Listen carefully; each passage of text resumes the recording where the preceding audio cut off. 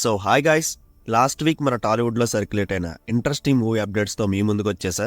ఇంక లేట్ చేయకుండా వీడియోలోకి వెళ్ళిపోదాం. Let's get started.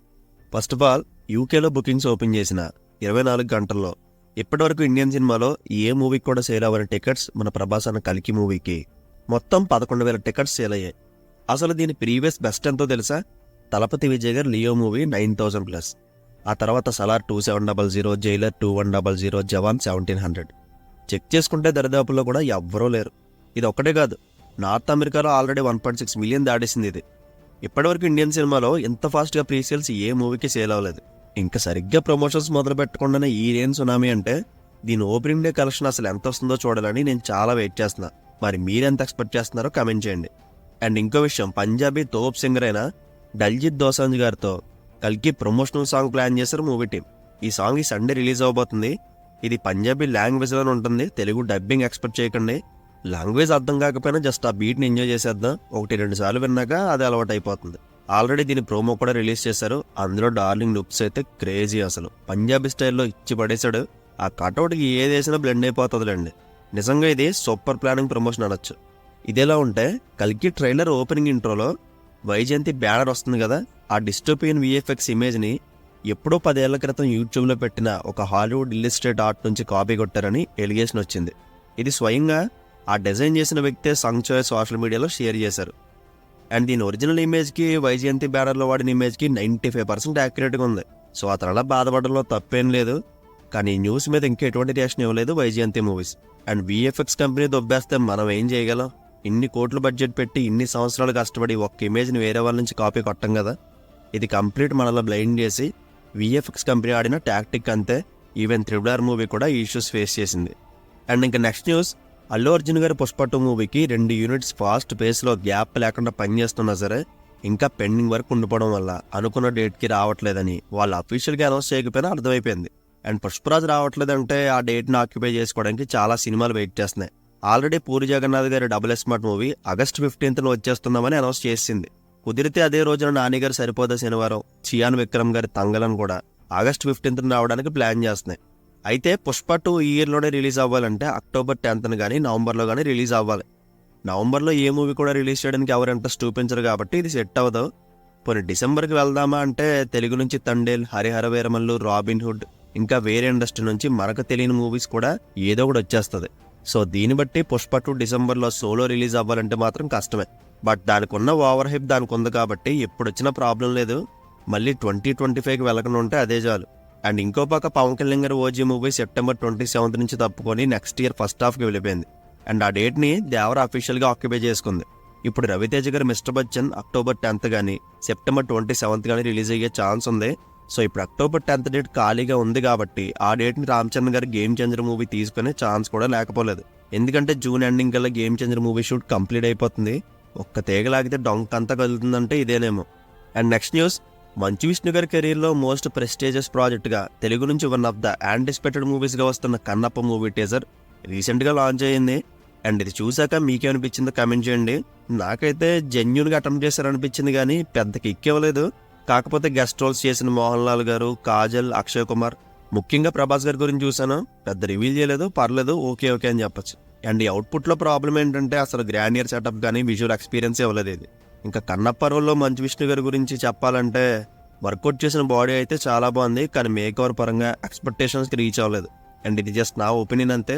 చూద్దాం, ఫర్దర్గా ట్రైలర్ అవి వస్తుందిగా, ఆ తర్వాత మాట్లాడుకుందాం, ఇంకా చాలా టైం ఉంది. అండ్ రాఘవ లారెన్స్ గారి లీడ్ రోల్లో లోకేష్ కనకరాజ్ గారు స్టోరీ అందిస్తున్న బెంజ్ మూవీ LCUలో పార్ట్ అయ్యే ఛాన్స్ ఉందని చిన్న థియరీ నడుస్తుంది. అదేంటంటే బెంజ్ టైటిల్కి ఫుల్ ఎబ్రివేషన్ వచ్చి బెంజోనైటేట్ అని. ఇది ఒక డ్రగ్ పేరు. అయితే సంధానం చనిపోయిన తర్వాత అతని ప్లేస్లో రోలెక్స్ ఇంకొకరిని రీప్లేస్ చేస్తాడని లోకేష్ గారు ఒక ఇంటర్వ్యూలో ఎప్పుడో చెప్పారంట. సో దాన్ని బేస్ చేసుకుని ఇది లోకేష్ కనకరాజ్ గారు రాస్తున్న స్టోరీ కాబట్టి అందులోనూ లియో మూవీ షూట్ టైంలో సంధానం చనిపోలేదని ఇన్స్టాగ్రామ్ స్టోరీ పెట్టి డైరెక్టర్ రత్నకుమార్ గారు బెంజ్ మూవీ లోగో టైప్ ఉండే ఒక గోగుల్ని చూపిస్తారు. బట్ ఇప్పుడు ఆయన ఈ ప్రాజెక్ట్ నుండి వాకౌట్ అయిపోయారు, అది వేరే విషయం. సో 2 థియరీస్ బట్టి రాఘవ లారెన్స్ గారు చేయబోయే బెంజ్ మూవీ లోకేష్ సినిమాటిక్ యూనివర్స్లో పార్ట్ అవుతుందని ఒక న్యూస్ వైరల్ అవుతుంది. దీని మీద మీ ఒపీనియన్ ఏంటో కమెంట్ చేయండి.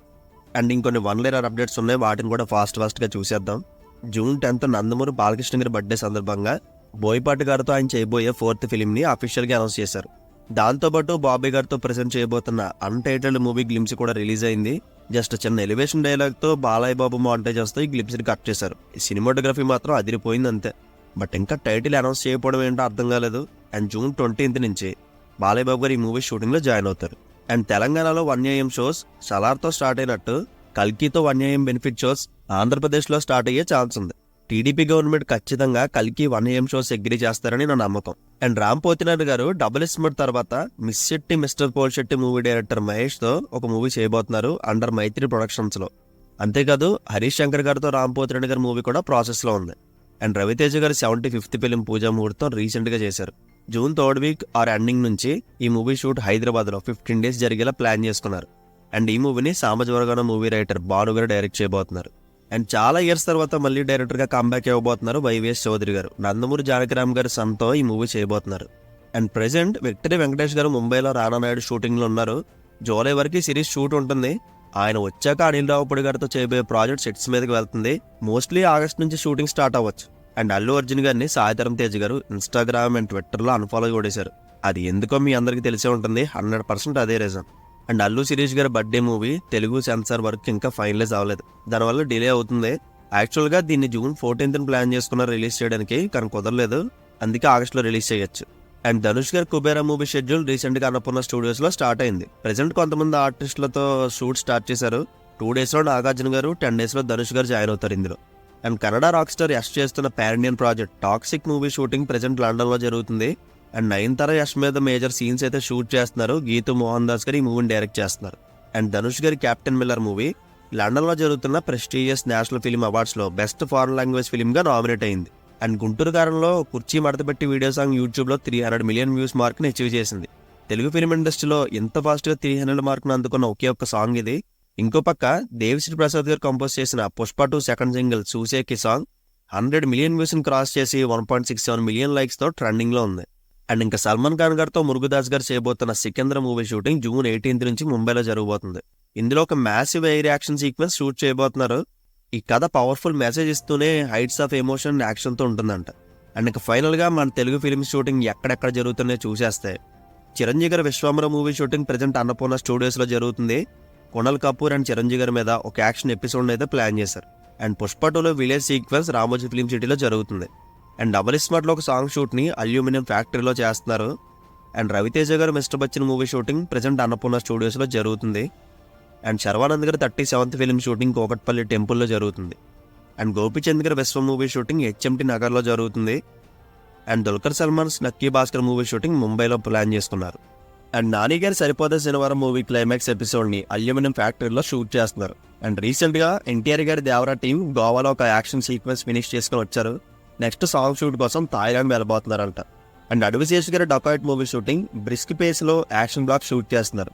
Right, so that's it guys. Last weekend మన టాలీవుడ్లో ట్రెండ్ అయిన మూవీ అప్డేట్స్ ఇవే. అండ్ వీటిలో మీరు ఏ మూవీ కోసం ఏగర్గా వెయిట్ చేస్తున్నారో కమెంట్ చేయండి. అండ్ ఈ వీడియో కనుక మీకు నచ్చితే ప్లీజ్ లైక్ చేయండి. See you in the next video. Take care friends and thank you.